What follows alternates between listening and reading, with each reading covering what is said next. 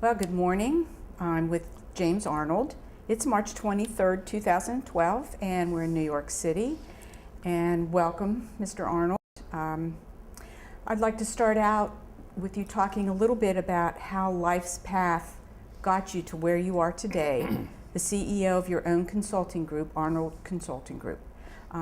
Just talk a little bit about that. How did you get here?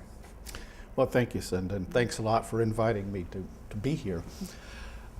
Well, I started off to be an English lit professor, and along the way I got sidetracked. I had an assistantship and teaching assistantship at Vanderbilt in the graduate school on English lit, and while I was there I began doing historical research, another love of mine, for the Hermitage, Andrew Jackson's home on the outskirts of Nashville. And I had the good fortune to publish a number of articles, and it was an exciting thing for me because I had direct access to Jackson's papers. I could actually sit in his office, go through his notes, go through his papers. He even had a traveling liquor cabinet that we put on the coach that he was riding in. And I could open that, and one day I found myself sniffing his brandy bottle to see if I could smell any brandy in there. And so clearly I was excited by the physical proximity and the actual authenticity of looking at those documents. And I found that at that time, which is before the National Endowment for the Humanities had come along and nurtured all of these kinds of things, that there was a lot of really good, rich, textured things to be found and written about. And I wrote about a number of them, and as a result of that, I ended up never really completing my academic cycle, always going to finish that dissertation and get it done. But I was writing and doing something else that I like. That brought me into the circle of a man named John Siegenthaler, who was the editor of the Tennessean at that time, later the publisher, and then eventually the first editor of USA Today after Gannett bought the Tennessean. And he was a lover of history, and he read some of the things I wrote, and he began to ask me to write stuff for the Sunday magazine of the Tennessean, and I would. And then I ended up having a gig on the noon show there, which was a television show on the NBC affiliate on Middle Tennessee history, and I would go on and do a walkabout and tell people about things that were of interest. And as a result of doing that, kind of out of the blue, in 1966, when I was still in graduate school, not yet out, I was asked to work on a gubernatorial campaign that Mr. Siegenthaler had a big interest in Tennessee. And I did. I became an issues writer. I did a lot of the issues research. Our candidate lost, but he lost in the primary. So in '68, when Robert Kennedy decided to run for president, John Siegenthaler had been Robert Kennedy's press secretary. And he asked me if I wanted to go to Northern California and handle media in Northern California for Kennedy. And I said, sure. I mean, I was all of 26 or 27 and I had never really handled anything like that, but I thought, how hard could it be? And while there, I got to know Jess Unruh, who was at that time the chairman of the Kennedy campaign for the state of California, former Speaker of the Assembly. Later, after losing to Ronald Reagan, became the treasurer of the state, but was kind of a legendary character and a political figure. He was running the campaign, and I ended up being attached to him. He was my boss in that part of California. So I became very involved in political activities in the Democratic Party, and of course the Kennedy campaign ended very sadly. I went back to Tennessee, kept on doing research, and soon another campaign came along in 1970, same candidate for governor, so I worked again, we lost again. This time everybody lost. The real Al Gore, as we call him, was Al Gore Jr.'s father. Al Gore Sr. lost to a Republican from East Tennessee, and Howard Baker had already been elected to the Senate, taking Estes Kefauver's seat. My candidate for governor lost, so we had in Tennessee, for the first time since Reconstruction, a Republican governor, and we also had 2 Republican United States senators. So I was a little bit at loose ends, and Tennessee is an oddity of the states. It's the only state where the president of the Senate of the state is also the lieutenant governor under the Constitution. So you're a real senator. You have a vote, you have appointing powers and everything, as the president of the Senate does in most states. But in Tennessee, you're automatically made the lieutenant governor.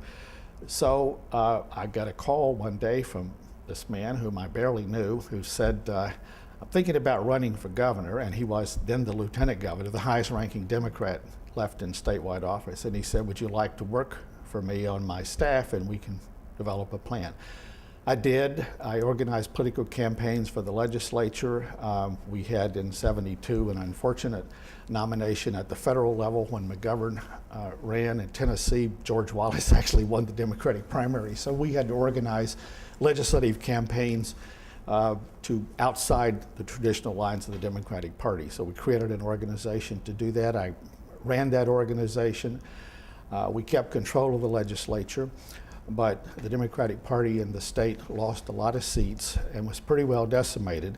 In short order, I was elected president of the Young Democrats of Tennessee, and I became the official unpaid executive director of the Democratic Party. And my job in that was to put together a campaign for someone who could regain one of the Senate seats. And I did that.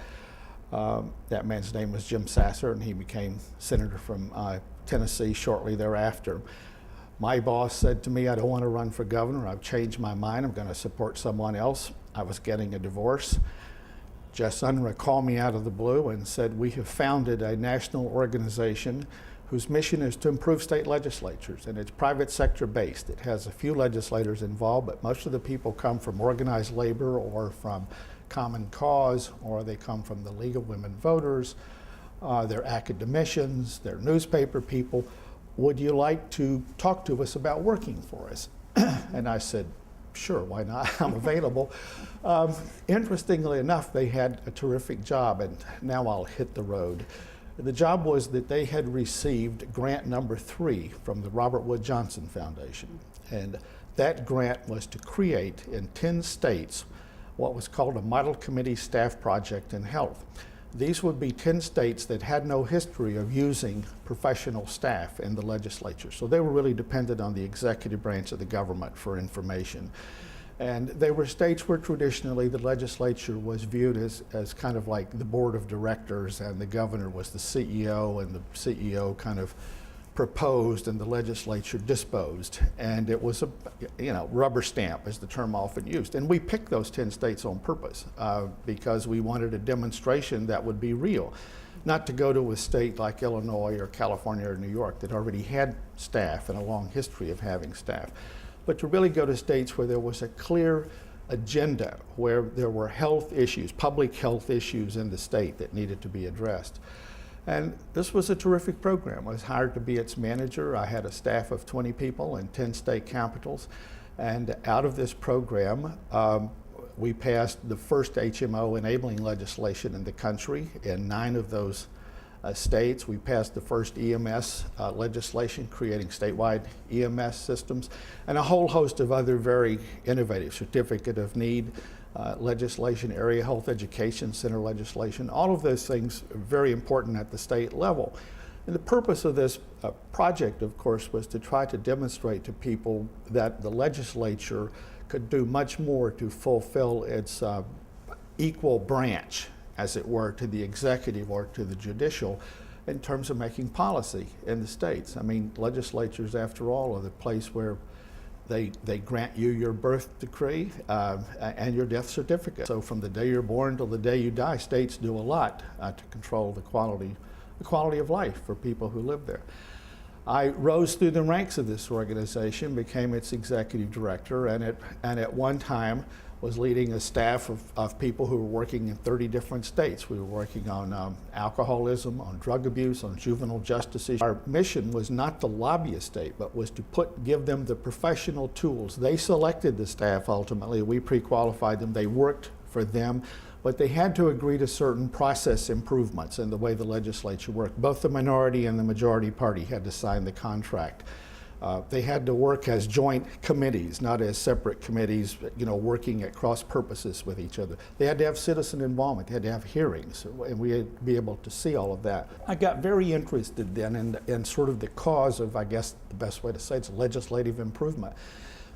That was my first big philosophical undertaking, was to try to convince people that how the laws get made are as important as what laws get made, because that process affects all the laws. And if one interest group can somehow or the other steamroll a legislative body to get legislation passed, 2 years later another interest group can steamroll it back the other way. Something that will be important when I talk about one of my largest clients later on in the National Congress. So after a period of time, funding began to change for organizations like this one. The Congress passed much stricter tax laws so that where we used to get a lot of soft money from the Ford Foundation or from Carnegie, as opposed to grant-specific money, dried up. And in addition to that, we had a contract from Ford to try to merge the three significant membership organizations made up of from the legislatures themselves. There was a leaders organization, there was a rank and file member organization, and then there was a staff organization for all 50 of the state legislatures. And our contract was to merge them all into what today is the National Conference of State Legislatures, NCSL, which is the trade association for America's 50 legislatures. Once we had finished that contract, we decided, the board did, I think using very good judgment, to go out of business. Unruh, I think, said it best. He said, you know, we used to say that the legislatures of America were the sleeping 800-pound gorilla, and our job was to wake them up.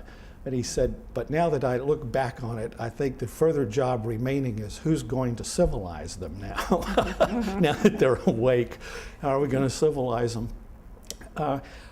I decided then to become a consultant. And the industries that are most regulated at the state level are those that are clearly at hand: alcohol, tobacco, firearms, and insurance. And I had developed fairly good relationships with some of the professional organizations who were involved in the regulation of insurance at the state level. And one of them wanted to create, in the 10 federal regions, they wanted to create a public affairs capability. They wanted to put public relations people there to work with their lobbyists in a way to shape public opinion with regard to the environment in which decisions were made about state-regulated insurance. So they gave me my first contract as a consultant, and I organized the public affairs program for the Alliance of Insurers. And as a result of doing that, it's funny, I've had good fortune in this way. The other two trade associations, there were the stock companies, the mutual companies, and then the independent companies. They all used more or less what are called the independent agents to sell their insurance. And those are small family businesses, usually with the big I. Their problem was that they were losing market share to what are called the direct writers, where the sales force is actually employed by the insurance carrier itself. And the reason this was important is because the marketplace in which insurance was being sold, property casualty insurance we're speaking of specifically, which has great societal consequences. The issues of redlining, for instance, grow out of property casualty insurance, as does gender-based rating for automobile insurance grew out of that industry. So there are a lot of societal dimensions to what they do and to the way they do their business. They were concerned because as their market was changing, there were these undercurrents of unrest, and it was sometimes important in states out west in particular to have to run a campaign. Somebody would put on the ballot an issue instructing the commissioner of insurance in their state to change the way automobile risks were rated, to eliminate gender bias in it at all. And so the companies would have to decide then, are we going to fight that, or are we going to go along with that? What should be our decision? But what was changing it most was technology. Increasingly, the companies wanted to sell more than just insurance. They wanted to be able to sell financial services. They wanted to be a financial services company. That's why today you will find Prudential, for instance, one of my earliest clients, used to be Prudential Property and Casualty, and today the entire company is just called Prudential Financial Services. That marketplace was changing. So they wanted somebody to devise a plan that would keep the independent insurance agents strong and help them to recover market share. And I gave them a proposal to do that, which basically was to run an integrated advertising and public relations campaign across all the 50 states. I raised the funding from the carriers, about $25 million, pledged by the carriers, and then the independent agents themselves pledged another $5 million. So we had $30 million to start with. I came to New York, hired an agency, picked a spokesperson. The spokesperson was Raymond Burr, who's his first client product that he'd ever endorsed, and we used his image, obviously, both as Ironsides and as Perry Mason in the advertising. And I wrote the tagline that was used, the more than one company agent, to try to play up the credibility of the independent agents. During that time, I got to know Chester Berger. I had met Chet before at a program for the insurance industry at which he was a speaker. We become friendly with each other, and I needed a place to work while I was in New York. And in fairly short order, Chet reorganized my priorities.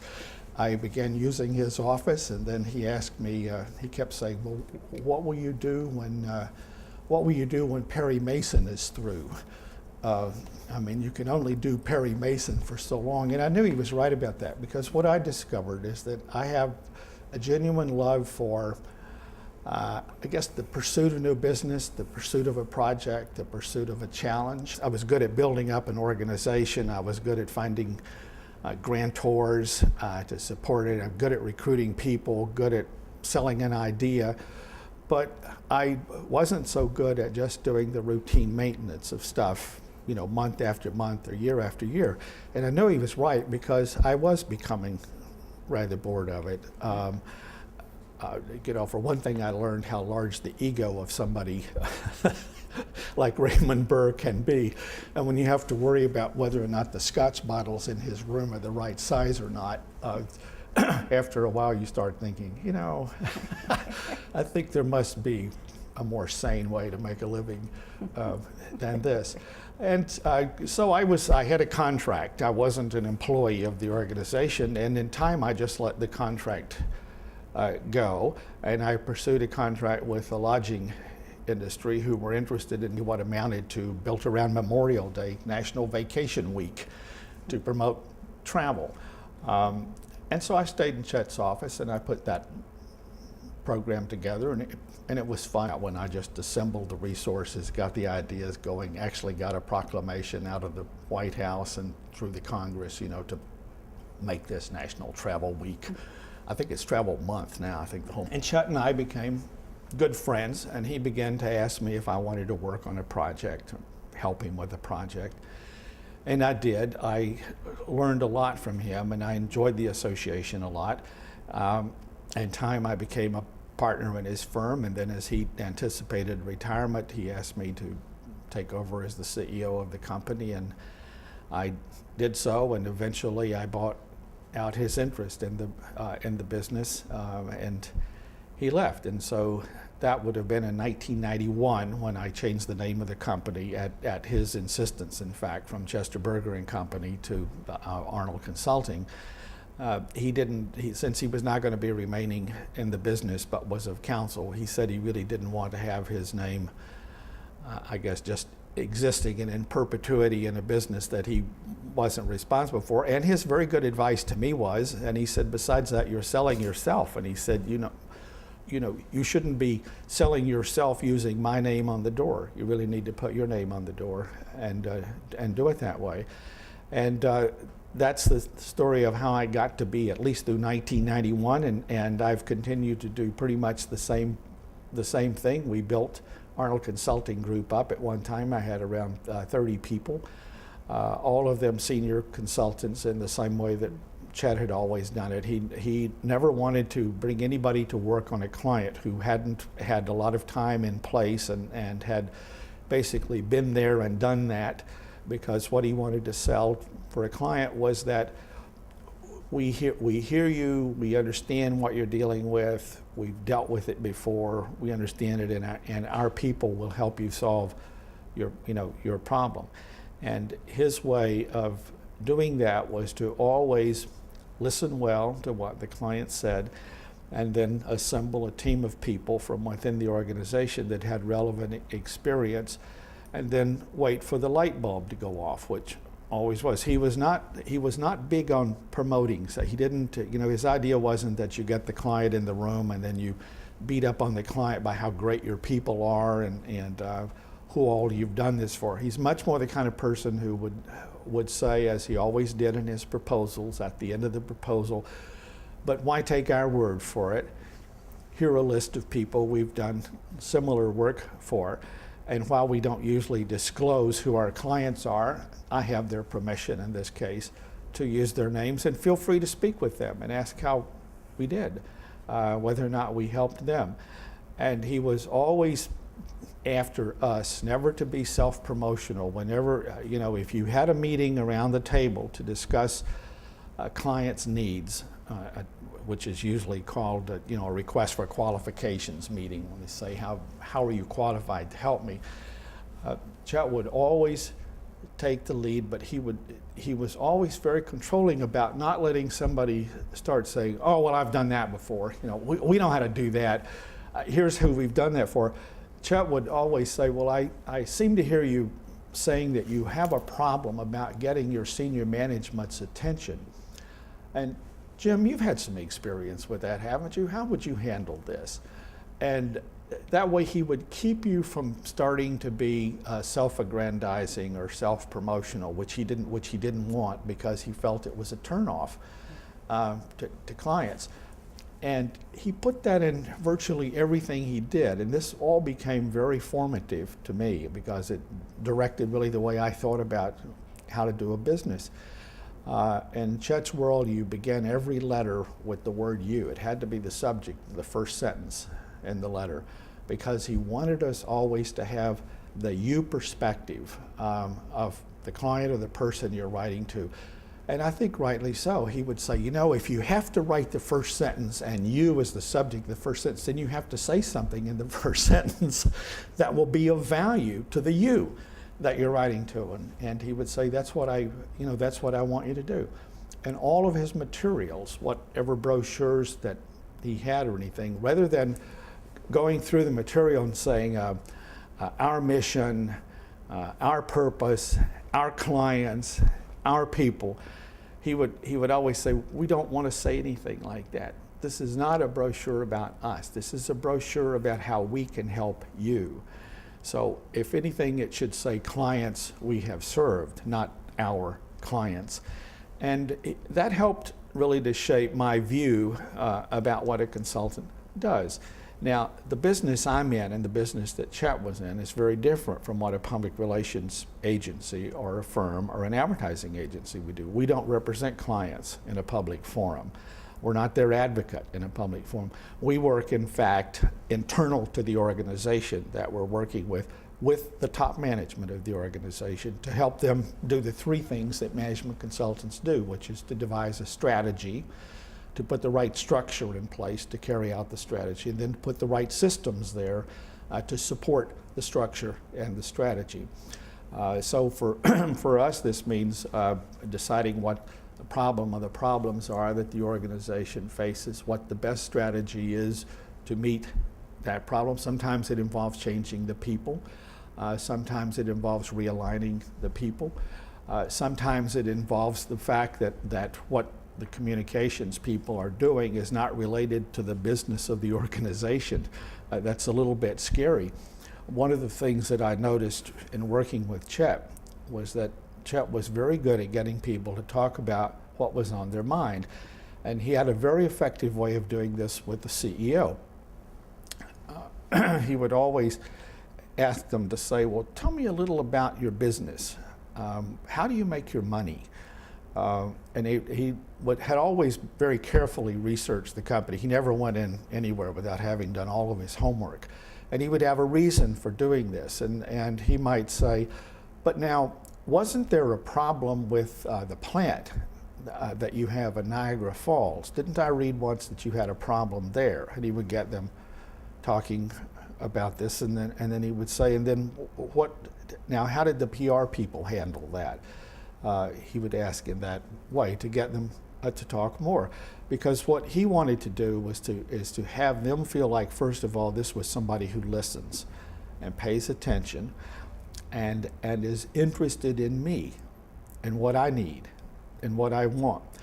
And he always tried to put it into the best, most positive construct that he could. And maybe the second new business call I ever went on with Chet was to Firestone Tire and Rubber. And Firestone had a new CEO, and the CEO had come out of the automobile industry because Firestone's basic clients were the big three in Detroit and then the US government for selling their tires. And they didn't deal with the public very much. And this was the kind of assignment Chet liked. The new CEO, a man named John Nevin, decided he wanted to get into the aftercare market with cars. And for him, that meant he wanted to buy a chain of existing auto service centers that had been had been owned at that time by the J.C. Penney company, and J.C. Penney wanted to get rid of them. So there were 1,700 of these service centers around, whereas the Firestones were all dealer franchises, the existing Firestone stores. And the Firestone stores just depended on Firestone promotion to drive business to them. So now suddenly he owns a chain of what amount to retail outlets, and Firestone had not been a retail company. And he's very unhappy with the way things are going. And so as he describes to us his problems, it turns out he's a former journalist. And one of his problems was, he says, nobody in this place can write. And he said, they send me stuff up here that if in Philco, when I was running Philco for Ford, he said, if somebody had sent something like that to my desk, I would have written a note across it that said, "You're fired," and sent it back to them. And he said, I don't think anybody down there can write. I also don't think they can proof. And he said, I need help here. And he said, so the first thing I'd like you to do is figure out, am I right or wrong? Can these people write and I just don't know it? Or what? I don't think they know what kind of, what to expect out of me. And of course that was true. The people who were there had been in place a long time. They were terrified of the new CEO. And they didn't get any direct feedback from him. They didn't know why. He just wouldn't use the stuff they sent them. And so they weren't communicating with each other. We spent time talking to them, and then Chet came back up and he said to Mr. Nevin before we left, well, I think we can help you. I've spent some time talking to the people in your public relations shop, and he said, and I think we can help you. And he said, but it's going to be, it may result in some dislocation of resources and some changes. If that's all right with you, I'd like to send you a proposal. Mr. Nevin said, that'll be fine. And Chet said, but let me ask you one thing. He said, before I go, because I always like to find something positive. Is there anything that the public relations people do that you like, that you approve of? I'd like to know what that is. Mr. Nevins thinks about this for a minute, and he finally says, if I'm going to be making a speech, or if I'm going to have a press conference or anything, they always have a glass of water up there on the podium for me, and it doesn't have any ice in it. And he said, that's just the way I like it. And he said, that's good. So as we were leaving, Chet said, I'm going to have a real problem with this one.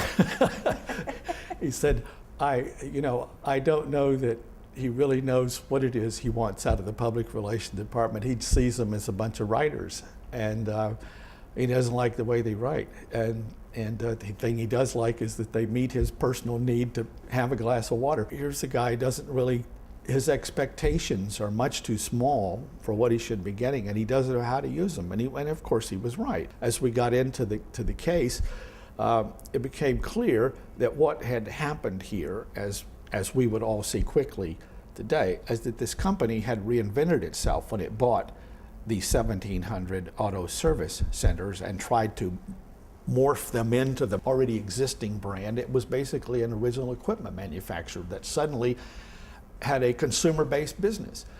But nobody had explained any of that to the communications people, nor did they know they were supposed to be doing anything any differently. Mostly they worried about 3 or 4 magazines, and they sponsored the Firestone 500, and they carried on car activities, golf tournaments and so on. And that's what they had been expected of them in the past. So Mr. Evans didn't know how to explain his changed expectations. They didn't know how to read the tea leaves. And it was really a case of my watching Chet sort of do his alchemy in this, which was to basically in time propose that a special position be created for the person who had been running corporate public relations, that they recruit someone who had the background and the skills to be able to deal with the retail side of the business, and they would have to therefore rebuild the staff in the organization. Well, I learned a lot just from working with him on that case, and I can say that as I continued to work with him throughout really the 80s, I continued to learn, but most of all, I think I just learned again and again and again how important were the principles that he operated on and the way he saw things, functioning and focusing. So I've enjoyed a good experience and a good career in this, and it's given me a chance really to, I know, make a difference in some very big companies and some large organizations by simply learning to listen, being very good at identifying problems, trusting my intuition sometimes, and always remembering, I think the most important sort of rule of Chester Berger is that nobody is going to pay you a lot of money to tell them what they're doing wrong. They already know they're doing something wrong, and mostly they have bits and pieces of what it is, but no, they know it's not working. And if you feel like your mission is to get all self-righteous and start lecturing them or telling them how wrong all of this is or how bad all of this is, you're going to turn them off.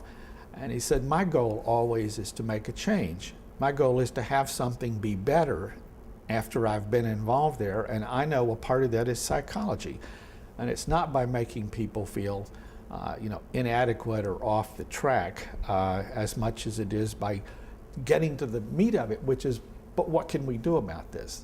Then what can we do to improve this? And making concrete suggestions. Chet's reports and things, the recommendations would be the beginning of the report.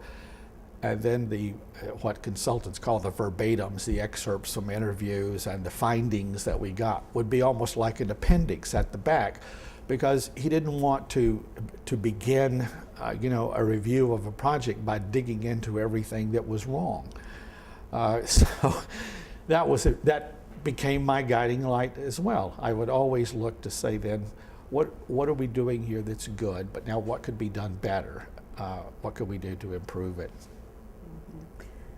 But one of the questions that I had was who had the most significant influence in your life? And I think obviously Chester Berger was a tremendous influence in your life, in your whole attitude toward work and your relationships with people.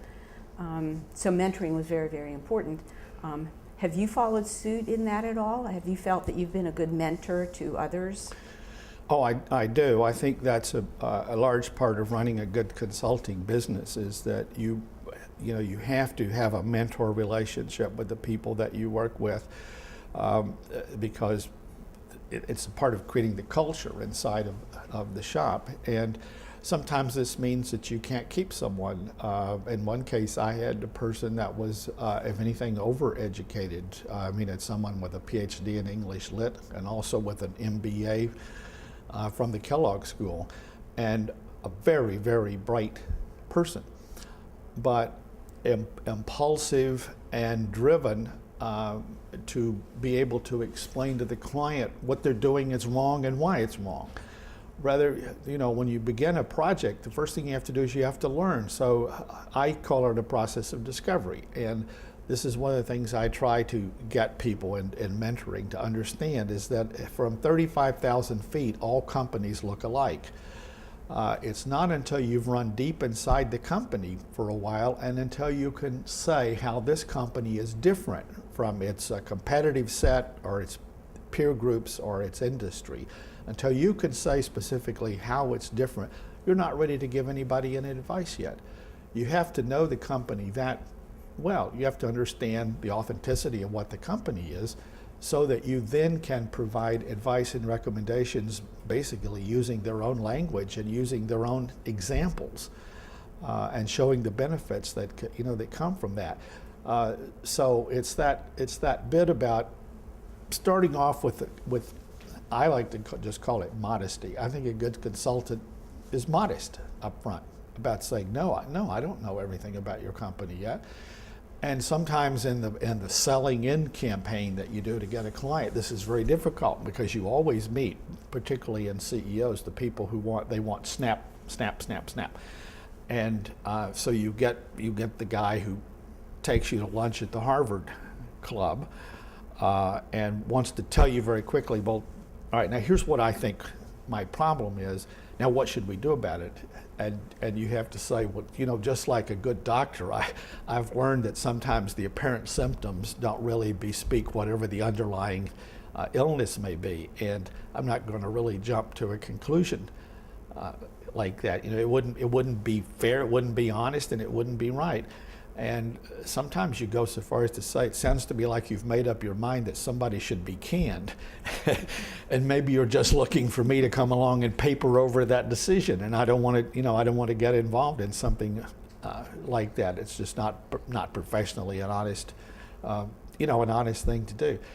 But having, for an organization, having a process the way you do your business, which is what Chet had in his place. He had a very clearly laid out way that he wanted to get a client, how he wanted to serve them, and what he hoped then would be a good reference from that. And I find those same things are important in the people that you work with in your own business, and you have to mentor people into that. And not everybody fits. Some people don't, and you just have to say, this is probably not the kind of business you should be in. As consultants, we often don't even disclose who our clients are. They don't want us to, for whatever reason. And so it's not the thing you do because you're going to see your name in the newspaper necessarily, or you're going to be associated with a high-profile client the way that a public relations agency may be. That was a tough thing for me to get around because I made the mistake of hiring, in some cases, 2 or 3 people with high-profile agency experience who came into the business but were just not good as consultants. To be a good consultant, you also have to be kind of a teacher. You have to be persuasive. You have to get people to be willing to try what your recommendations are, and they have to believe in them. They have to believe that they're credible.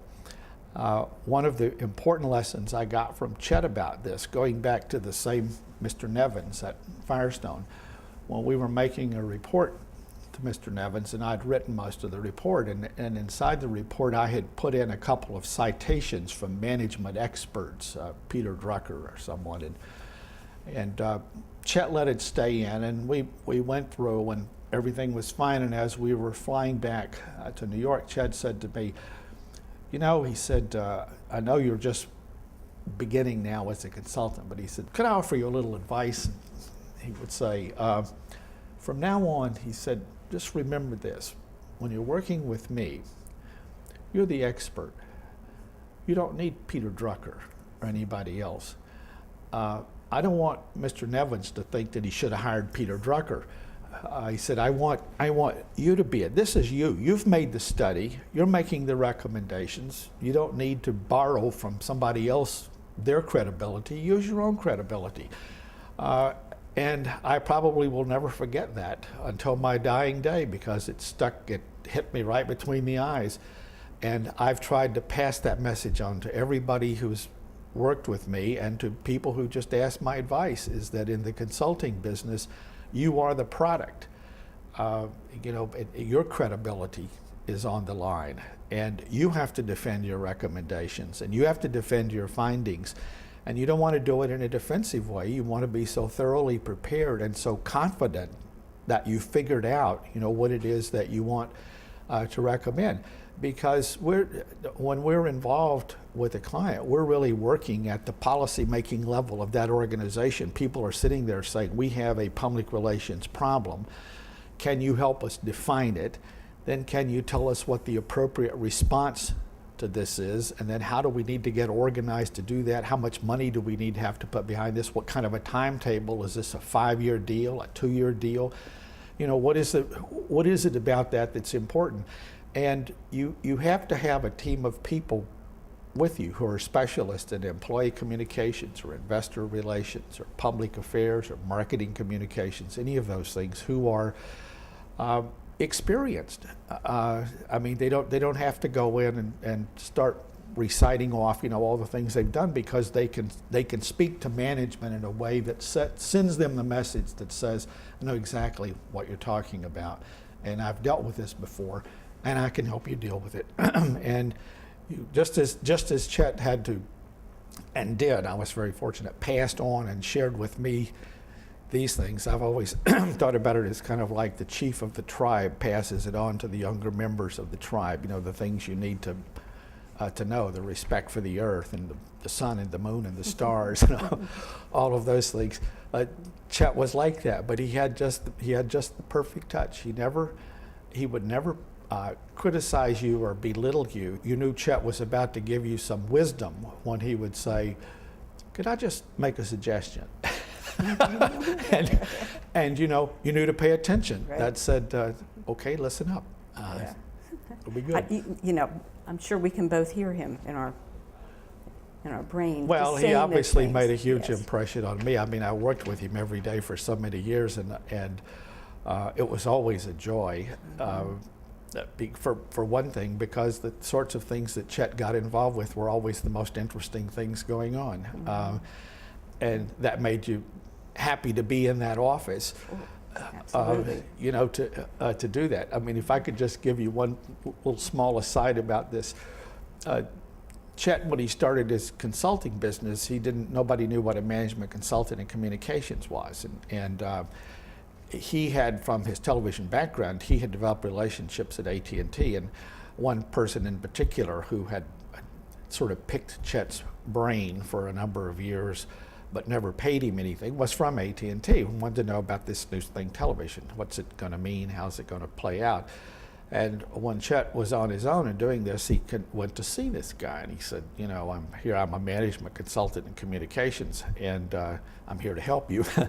And so he says, well, nobody knows for sure what it is you do. I mean, what do you do? And Chet said, well, if you have a problem, if you're having a problem in communications, and maybe it's internal or maybe it's with some audience or something, I could help you analyze the problem and put together a plan. The guy says, I don't know about that, but he said, look, and he pushed across the table some folders, and he said, these are the bios of the officers of AT&T. I don't like the way they're written. Do you think you could help me rewrite them? Chet said, I very humbly picked up the folders and said, I'll certainly give it a try. And he left, and he said he was right. They were terrible. And he said, and I rewrote them, and he liked it, and he said, that was my first assignment at AT&T, for which I was paid anything, and out of that grew other things. And he said, I thought to myself, I guess a management consultant in communications does whatever it takes that the client wants to get a relationship going, because you have to make yourself useful to them first. Ultimately, you can become spiritually rewarding to them, but first of all, you have to be utilitarian. They have to see some immediate thing. They say, could you help me with this? And that's always been important to me. Chet, he became also very much involved with dealing with the principles of public relations firms. Chet had been really good at getting new business. His first job after he left CBS was working for Reuter Finn, and he just got in new business, and he would have a quota for the year, and he would bring it in. I think you have that in your video with him. And so after he started his own business, the principals of public relations firms would often call him and say, Chet, we're having a problem on developing a strategy. I mean, he would go and consult with them. And more, I think, is just a kind of a courtesy than anything else. And he'd send them a small bill. He'd go somewhere and have pizza and send them a bill for $75 or something, not much of anything. But as a result of that, interestingly enough, Chet got to know people who wanted to acquire public relations firms or people who wanted to sell their firm, and he became something of a deal maker. So one of the most venerable public relations firms during this period of time, which is the late 60s and early 70s, was called the Carl Bayer Company. Carl Bayer was a former newspaper man and a really good businessman who frankly never knew very much about public relations, but he knew what a public relations business should be like. And at one point, the company Foot Cone and Belding Advertising wanted to buy a public relations firm. And they had worked with Chet to try to see about starting their own public relations capability, decided that they didn't want to do that. They also tried to hire Chet to come in and do it, and he didn't want to do that either. So they asked him to acquire for them a public relations company. And so he managed to make a deal for the Carl Bayer Company, and Foot Cone and Belding took over the Carl Bayer Company. It didn't go so well. They were unhappy with it. So they said to Chet, what should we do? And he said, well, the good people at Carl Bayer, unfortunately, have left because they don't want to work for an advertising agency. I'm sorry to tell you this. You remember I warned you of this in the beginning. That might be a problem. And that public relations was the people, you know, and if they walk out the door, then what do you have that you've paid for? And they said, what should we do? And he said, well, perhaps I can find somebody to run it for you who doesn't mind working for a public relations company. And he did. And the person that he found was running another public relations firm in Boston, and so they ended up buying that public relations firm to get this person to come in and run the Bayer Company. A couple of years go by. Foot Cone and Belding says, we've decided we don't want to be in the public relations business anymore. We want you to sell Carl Bayer for us. We want to get rid of them. So Chet's talking to me about this, and he said, this is just kind of brilliant in a way, isn't it? And I said, what is? And he said, well, you know, Hill and Knowlton has now been, J. Walter Thompson, which owned Hill and Knowlton, has now been taken over by this fellow Martin Sorrell from England, who's taking over all of the big ad agencies, and he's getting their public relations arms. And he said, there's a new chap running Hill and Knowlton right now, and Hill and Knowlton slipped in the rankings last year down to second place. And he said, I'll bet you if I call this fellow and I say to him, I'll bet I could get Carl Bayer for you, that he'll go for it. And with me sitting there, he called up this person whose name, as they say, shall remain nameless, and said, I understand that Carl Bayer might be for sale. And he said, so I thought of you first, and I haven't mentioned this to anybody else yet.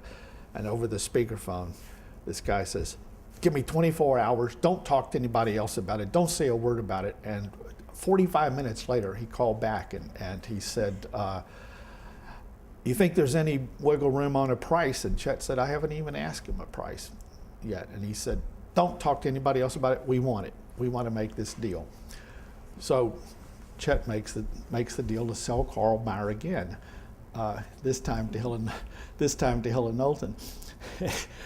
In the meantime, two friends of Chet's who had a public relations firm in Washington had been working for Hill and Knowlton as like affiliates, and they weren't getting any business out of it, and Chet had arranged that relationship, and so he got him a divorce. He told Hill and Knowlton this before they bought Bayer. He said, these guys want to get out of the deal, they're not happy with it. They said, fine. So what Chet had done is he'd taken them over to Carl Bayer and said, these guys can work in your Washington office now, they'll be good for you. So here all that happened in the space of 3 days is that now Chet says to me, Jim, I think I have an assignment for you. And he said, it's going to be a bit of a nasty one.